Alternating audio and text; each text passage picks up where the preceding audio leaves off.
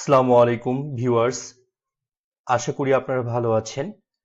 আজকের সেশনটা যারা বিগিনার তাদের জন্য, যারা ফার্স্ট টাইম ল্যাপটপ বা ডেস্কটপ ব্যবহার করছেন, তারা বিভিন্ন ধরনের প্রবলেম ফেস করে থাকেন, তাদের জন্য আজকের এই ভিডিওটি। মূলত আজকে আমি 10টি প্রয়োজনীয় টিপস দিব পিসি সংক্রান্ত বিষয়ে। আশা করি ভিডিওটি আপনাদের ভালো লাগবে এবং উপকারে আসবে। 10 essential PC tips and fix. মূলত 10টা প্রয়োজনীয় পিসি টিপস আমি দিব এবং এই টিপসগুলোর যে সলভিংগুলো সেটাও আমি জানিয়ে দেবো আপনাদেরকে।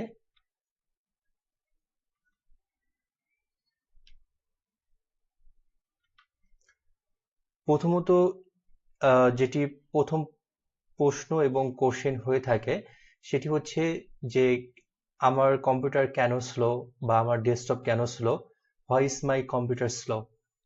কম্পিউটার বা ডেস্কটপ বা ল্যাপটপ বা পিসি স্লো হওয়ার অনেকগুলো কারণ থাকতে পারে। এখানে আমি কিছু কারণ দেখিয়েছি এবং এটা কিভাবে আপনি সলভ করবেন সেটিও আমি আপনাদেরকে জানাবো। প্রথম কারণ হচ্ছে too many startup apps and background process. এটার মানে হচ্ছে আপনার ল্যাপটপ বা ডেস্কটপ যখন আপনি অন করেন ঠিক সেই মুহূর্তে আপনার ডিভাইসটি অন হওয়ার সঙ্গে সঙ্গে ব্যাকএন্ডে কিছু স্টার্টআপ অ্যাপস প্রসেসিং শুরু করে। দ্যাট মিনস আপনার প্রসেসর ওই ধরনের অ্যাপস বা সফটওয়্যারগুলো নিয়ে কাজ করে, যার কারণে আপনার ল্যাপটপ বা ডিভাইসটি বা ডেস্কটপটি স্লো হয়ে যায়, অনেক সময় ওপেন হতে অনেক সময় নিয়ে নেয়। সো যে অ্যাপসগুলো আপনার ল্যাপটপের জন্য নিতান্তই প্রয়োজন না সেগুলো আপনি ডিজেবল করবেন এবং কম্পিউটার অন করার সঙ্গে সঙ্গে যে অ্যাপসগুলো রান করার প্রয়োজন নেই সেগুলো আপনি ডিজেবল করবেন। কিভাবে ডিজেবল করবেন সেটি আমি আমার ভিডিওতে দেখিয়েছি, আপনি আমার ভিডিও সার্চ করলে পেয়ে যাবেন। দ্বিতীয় কারণ হতে পারে low RAM or high memory uses. যদি আপনার ল্যাপটপ বা ডেস্কটপ বেশি সংখ্যক মেমোরি ইউজ করে থাকে, সেক্ষেত্রে যদি আপনার র্যামটা কম হয়ে থাকে, সাপোজ আপনি 2 GB অথবা 4 GB র্যাম ইউজ করছেন, সেক্ষেত্রে আপনার ল্যাপটপ বা ডেস্কটপটি স্লো হতে পারে। আপনি সেক্ষেত্রে র্যাম সংখ্যা বাড়াবেন, আপনি 8 GB অথবা 16 GB র্যাম ব্যবহার করবেন। Nearly full storage can affect performance. যদি আপনার স্টোরেজ ফুল হয়ে যায়, অনেক সময় আপনার drive like C drive, D E এসব ড্রাইভ ফুল হয়েছে, বিশেষ করে যদি সি ড্রাইভ ফুল হয় সেক্ষেত্রে আপনার পারফরমেন্সটি স্লো হবে। সেক্ষেত্রে আপনি যেটা করবেন, সি ড্রাইভ অবশ্যই ক্লিন করবেন এবং কিভাবে ক্লিন করবেন সেটি আমি অলরেডি আপনাদেরকে ভিডিওতে দেখিয়েছি। Outdated software, driver and malware. Mainly অনেক সময় আপনাদের সফটওয়্যারগুলো আপ টু ডেট থাকে না। আপনি যে সফটওয়্যার বা অ্যাপসগুলো ব্যবহার করছেন এগুলো আপ টু ডেট রাখা খুবই জরুরি। আপনার সফটওয়্যারগুলো যদি আপডেট না থাকে সেক্ষেত্রে আপনার ল্যাপটপ বা ডেস্কটপটি স্লো হবে। অনেক সময় operating system up to date রাখতে হয় এবং ড্রাইভারগুলো আপ টু ডেট রাখতে হয়। আদারওয়াইজ আপনার ম্যালওয়্যার বা র্যানসমওয়্যার অ্যাটাক করতে পারে এবং আপনার ডিভাইসকে অনেক স্লো করবে এবং অনেক সময় হ্যাক হয়ে যেতে পারে। সো কিভাবে এটা সলভ করবেন, টাস্ক ম্যানেজারে যে আপনি সিপিইউ পারফরমেন্স বা মেমোরি পারফরমেন্স দেখবেন এবং আমি যে প্রসেসগুলো বলে দিলাম এভাবে এই প্রবলেমটি আপনি সলভ করতে পারেন।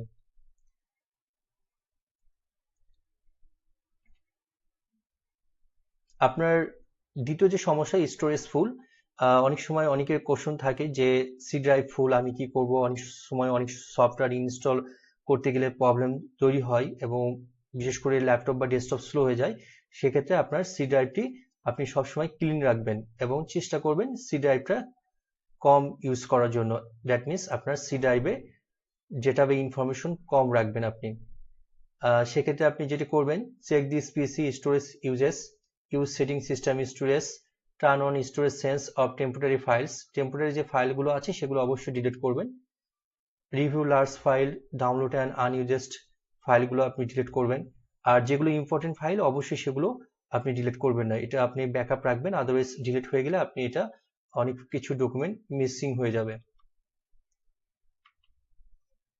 উইন্ডোজ আপডেটের যে বিষয়টা, এটা আমি শুরুতেই বলেছিলাম যে আপনার ডিভাইসটি যেহেতু অপারেটিং সিস্টেমের মাধ্যমে এটি চলছে, আপনি যে অপারেটিং সিস্টেম ইউজ করছেন লাইক উইন্ডোজ 10 অথবা উইন্ডোজ 11 বা যদি পূর্বে কোনো ভার্সন হয়ে থাকে লাইক উইন্ডোজ 6, 7 অথবা 8, আপনি যে ভার্সন ইউজ করেন না কেন অপারেটিং সিস্টেমের, অবশ্যই এটি আপ টু ডেট রাখবেন। কিভাবে উইন্ডোজ আপডেট করবেন সেটি আমি অলরেডি আপনাদেরকে ভিডিওতে দেখিয়েছি। সো অবশ্যই এটি আপ টু ডেট রাখবেন। এখানে জাস্ট প্রসেসটি আমি শর্টলি বলে দিয়েছি যে কিভাবে এটি আপ টু ডেট রাখবেন, এবং উইন্ডোজ আপডেট দেওয়ার পর আপনার যে প্রয়োজনীয় সফটওয়্যারগুলো ডাউনলোড এবং ইনস্টল হবে, দেন আপনি আপনার ডিভাইসটি, দ্যাট মিনস আপনার ল্যাপটপ বা ডেস্কটপটি রেজিস্টার দিবেন। এতে করে আপনি ভালো পারফরমেন্স পাবেন। ভাইরাস অ্যান্ড ম্যালওয়্যার প্রোটেকশন বিষয়টি খুবই গুরুত্বপূর্ণ। আপনার ইন্টারনাল যে স্ক্যানিং প্রসেস আছে, এটির মাধ্যমে আপনি স্ক্যান করে ভাইরাস এবং ম্যালওয়্যার প্রোটেক্ট করতে পারেন।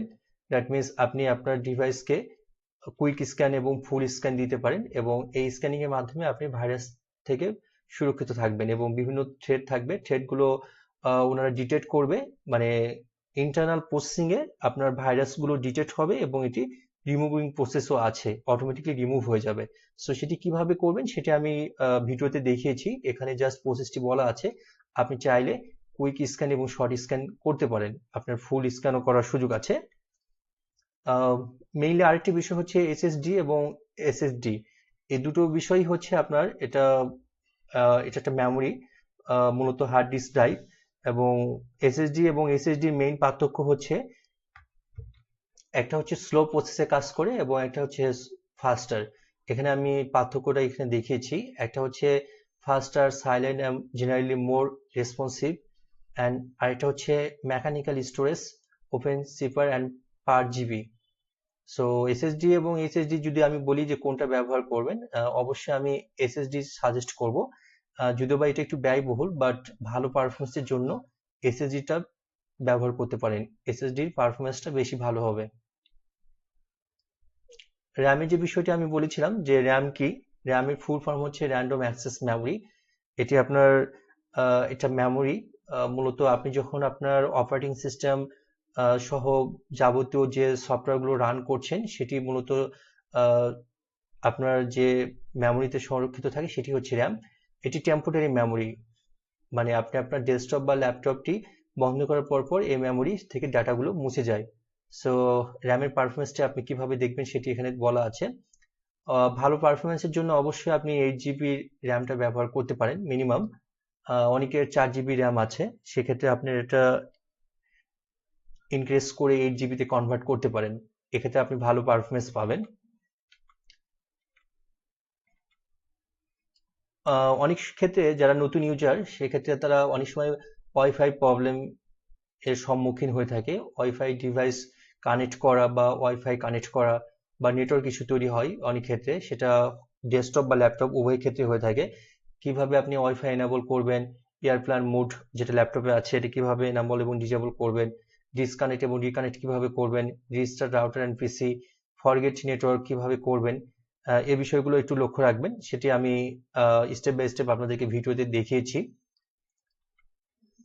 কিবোর্ড শর্টকাট, যারা নতুন ইউজার তাদেরকে কিছু স্পেশাল কিবোর্ড শর্টকাট মনে রাখতে হয় বা ব্যবহার জানতে হয়, এতে করে আপনি ইজিলি আপনার ডিভাইসটি ইউজ করতে পারবেন। কিছু শর্টকাট আমি এখানে দেখিয়ে দিয়েছি, যেমন কন্ট্রোল সি তে কপি, কন্ট্রোল ভি তে পেস্ট, কন্ট্রোল এক্স তে কাট, কন্ট্রোল জেড তে আন্ডু, এবং Windows shift S screenshot selection, alt tab switch between opens apps.